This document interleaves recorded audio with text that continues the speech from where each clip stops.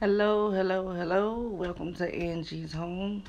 And this video is about my country style fried ribs, mustard batter country style fried ribs. And in this bowl of seasoning, I have um, a basic salt and pepper, smoked paprika, garlic powder, uh, and sazon. I think that's about it. Now it looks like a lot of seasoning, but of course it's not. I have a lot of ribs in this bowl. And what you have to do and what you should do to all meat when you season it is to make sure you kind of, like I call it, marinating the seasoning into your meat. You have to rub the meat, the season into the meat, every nook and cranny. It reminds me of how when you make Kool-Aid, you make sure you stir the sugar until it dissolves. It's the same thing here. You have to rub the seasoning into your meat until it dissolves, almost like when it creates like a liquid at the bottom of the bowl. Now, I would have finished a lot sooner, but I only have one hand in this video, so I'm doing what I can. And I haven't gotten to the mustard yet, and there it is. So now I could have did everything at once, but I like to make sure my seasonings are embedded in every grain of the meat, every aspect, every part of the meat. I want to make sure my seasonings is um is touching every part of the meat. So that's the reason why I do it in stages. Um, Again, making sure that it's in, and don't worry about the mustard taste. You won't taste mustard at all. It's just, it helps kind of tenderize the meat and makes the meat more juicy, in my opinion. And it's a little zing. If you put mustard in, ever put mustard in like a sauce or something like that, you get that little zip taste. That's what you get with the mustard. So, yeah, you see, I'm making sure it's in there, rubbing it in, rubbing it in. And you're going to do the same thing with the flour.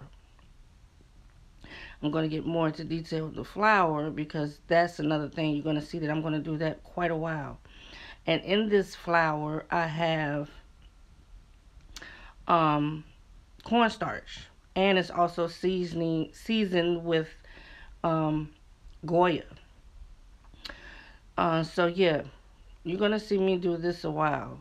Again, I only have one hand, but you have to. Now this is a must. You have to make sure that your meat or the flour is on every single spot on this meat. That's the reason why you're gonna see me continually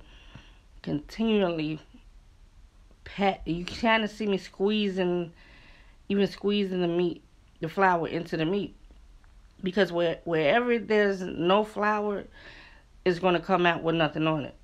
There's nothing gonna be on that meat when you bring it out of the grease if it's no flour. If it's not coated in flour, it's not gonna have a crunch or that seal of crunch when you take it out. So yeah, I'm doing this in stages. You're gonna even see me go back and redo some of the pieces. So it's gonna be a while that I do this. And while we're watching, remember at the end of this video, please, I would appreciate if you would hit like, share, subscribe.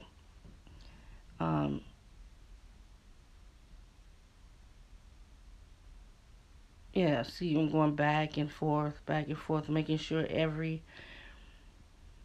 part of these ribs have flour on them. Now, I've had people tell me that the flour,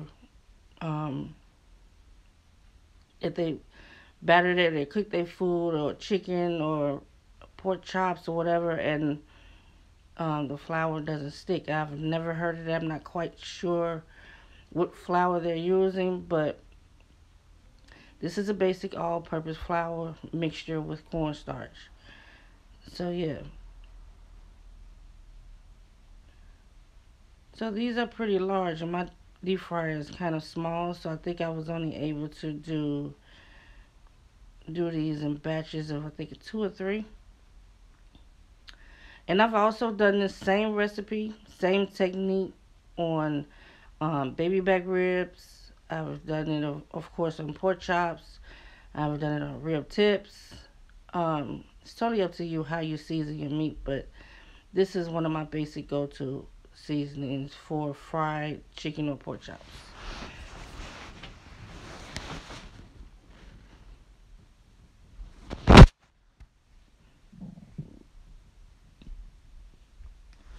And here we go into the deep fryer.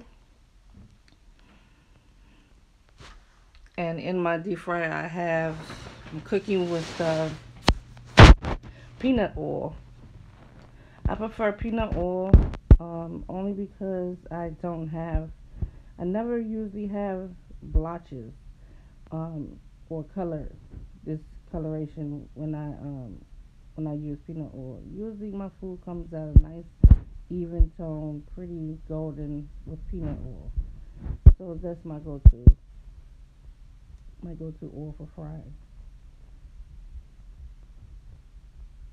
My deep fryer is pretty small. I need a bigger one. It's just that this one has a filter at the bottom. I love it. It has a filter which filters out the clean grease. So I don't have to scrape and do all that by hand. Okay, and here's my first batch.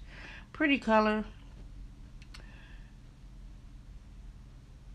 Took about, I think, 10 to 15 minutes for each batter. I usually sometimes hit them with a little bit of kosher salt when they come out.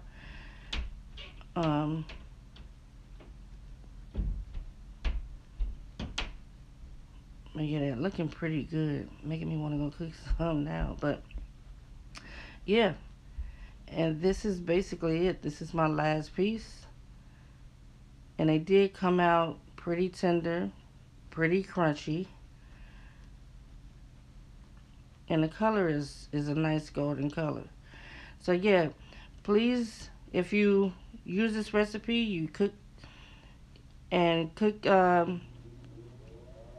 follow this recipe, please let me know, comment below, and let me know how it turned out.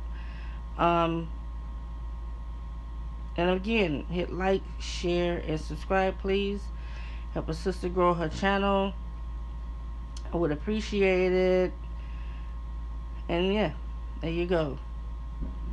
Enjoy you some mustard battered country style fried ribs.